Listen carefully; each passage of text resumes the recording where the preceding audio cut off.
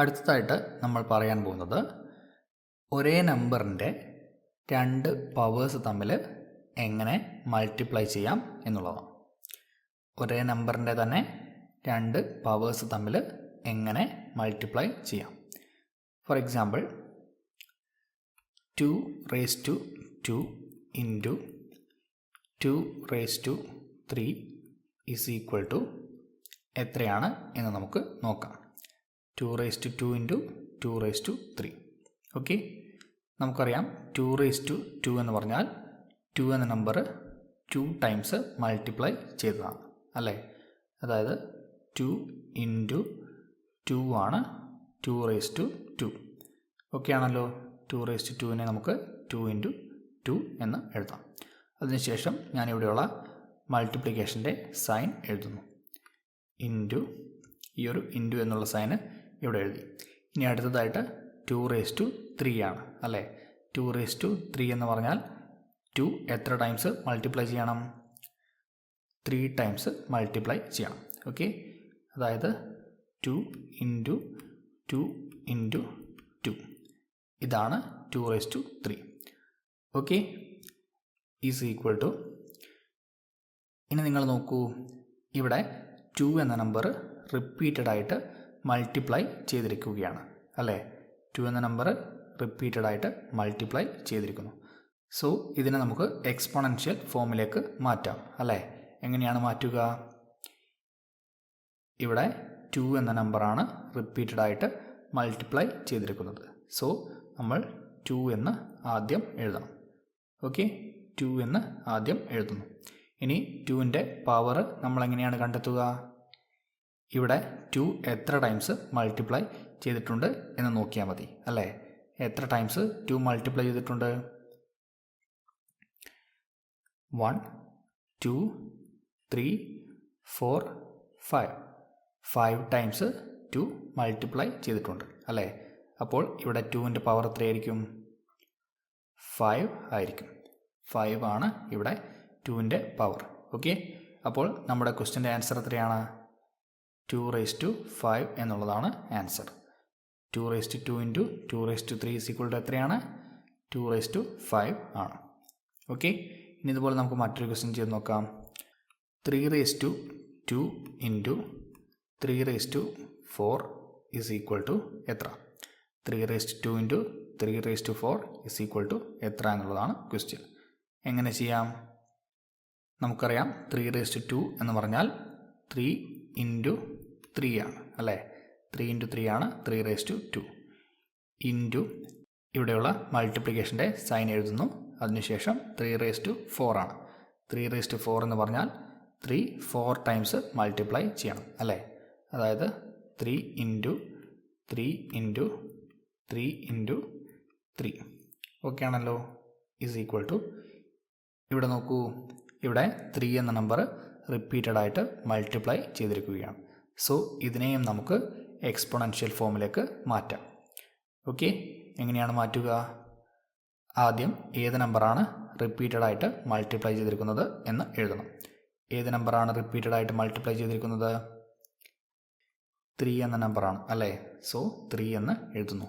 ഇനി 3ക്ക് മുകളിൽ ഇതിൻ്റെ പവർ കൂടെ എഴുതണം. പവർ എങ്ങനെ നമുക്ക് കിട്ടും? ഇവിടെ എത്ര ടൈംസ് 3 മൾട്ടിപ്ലൈ ചെയ്തിട്ടുണ്ട് എന്ന് നോക്കിയാൽ മതി. നമുക്ക് നോക്കാം. 1 2 3 4 5 6 ടൈംസ് 3 മൾട്ടിപ്ലൈ ചെയ്തിട്ടുണ്ട് അല്ലേ. സോ ഇവിടെ 3യുടെ പവർ എത്രയായിരിക്കും? 6 ആയിരിക്കും 3യുടെ പവർ. ഓക്കെ, 6 ആണ് 3യുടെ പവർ. അപ്പോൾ നമ്മുടെ ക്വസ്റ്റ്യൻ്റെ ആൻസർ എത്രയാണ്? 3 raised to 6 എന്നുള്ളതാണ് ക്വസ്റ്റ്യൻ്റെ answer. 3 raised to 2 into 3 raised to 4 എത്രയാണ്? 3 raised to 6 ആണ്. ക്ലിയർ ആണല്ലോ. ഇനി നമ്മളിവിടെ ചെയ്ത ഈ രണ്ട് എക്സാമ്പിളിലെയും ക്വസ്റ്റ്യനും ആൻസറും നിങ്ങളൊന്ന് നോക്കൂ. ഫസ്റ്റ് എക്സാമ്പിളിൽ question 2 raised to 2 into 2 raised to 3 ആണ് അല്ലേ. അതിൻ്റെ ആൻസർ 2 raised to 5 ആണ്.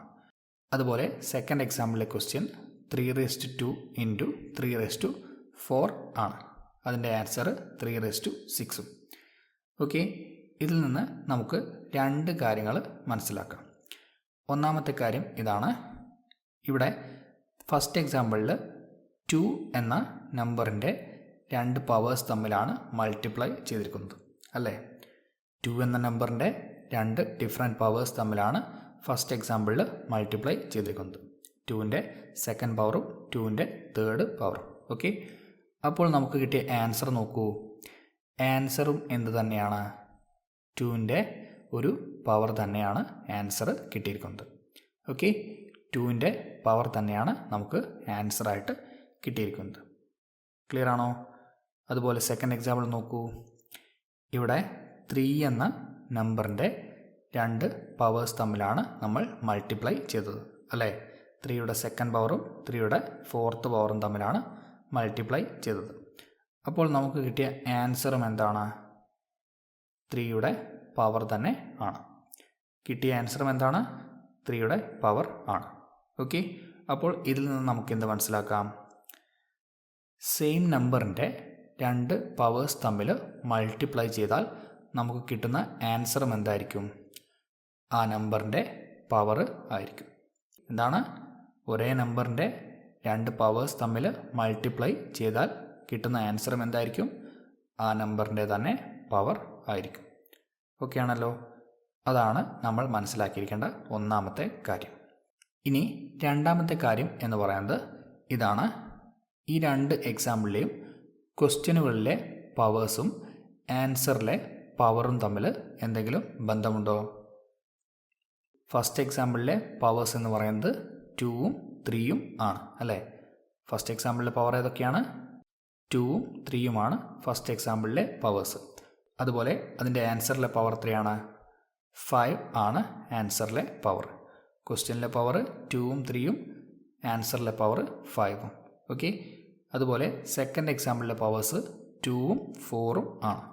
ആൻസറിലെ പവർ 6ഉം. എന്തെങ്കിലും ഒരു ബന്ധം നിങ്ങൾക്ക് കണ്ടുപിടിക്കാൻ സാധിക്കുന്നുണ്ടോ? ഉണ്ട് അല്ലേ. ഇവിടെ ഫസ്റ്റ് എക്സാമ്പിളിലെ പവേഴ്സായ 2ഉം ഈ ഒരു 3യും തമ്മിൽ ആഡ് ചെയ്താൽ നമുക്ക് എത്ര കിട്ടും? ഇവിടെയുള്ള പവറായ 5 കിട്ടും അല്ലേ. 2 + 3 എത്രയാണ്? 2 + 3 5 ആണ്. മനസ്സിലായോ? 2ഉം 3യും ആഡ് ചെയ്താൽ 5 കിട്ടും. അതുപോലെ സെക്കൻഡ് എക്സാമ്പിൾ നോക്കൂ. സെക്കൻഡ് എക്സാമ്പിളിലെ പവേഴ്സായ 2ഉം ഈ ഒരു 4ഉം തമ്മിൽ ആഡ് ചെയ്താൽ ആൻസർ എത്രയാണ്? ഇവിടെ ആൻസറിൽ കിട്ടിയ പവറായ 6 ആണ്. ഓക്കെ ആണോ? 2 + 4 എത്രയാണ്? 6 ആണ്. അപ്പോൾ ഇതിൽ നിന്ന് നമുക്ക് എന്ത് മനസ്സിലാക്കാം? സെയിം നമ്പറിൻ്റെ രണ്ട് പവേഴ്സ് തമ്മിൽ മൾട്ടിപ്ലൈ ചെയ്താൽ കിട്ടുന്ന ആൻസറിൻ്റെ പവർ എന്ന് പറയുന്നത് ആ ക്വസ്റ്റ്യനിലെ പവേഴ്സിൻ്റെ സം ആയിരിക്കും. എന്താണ്? സെയിം നമ്പറിൻ്റെ രണ്ട് പവേഴ്സ് തമ്മിൽ മൾട്ടിപ്ലൈ ചെയ്താൽ കിട്ടുന്ന ആൻസറിൻ്റെ പവർ എത്രയായിരിക്കും? ക്വസ്റ്റ്യനിലുള്ള പവേഴ്സിൻ്റെ സം ആയിരിക്കും. ഇവിടെ 2ഉം 3യും ആഡ് ചെയ്താൽ 5 ആണ്. അതുപോലെ 2ഉം 4ഉം ആഡ് ചെയ്താൽ 6 ആണ്. ഓക്കെ, ആ ഒരു റിലേഷൻ പിടികിട്ടിയല്ലോ.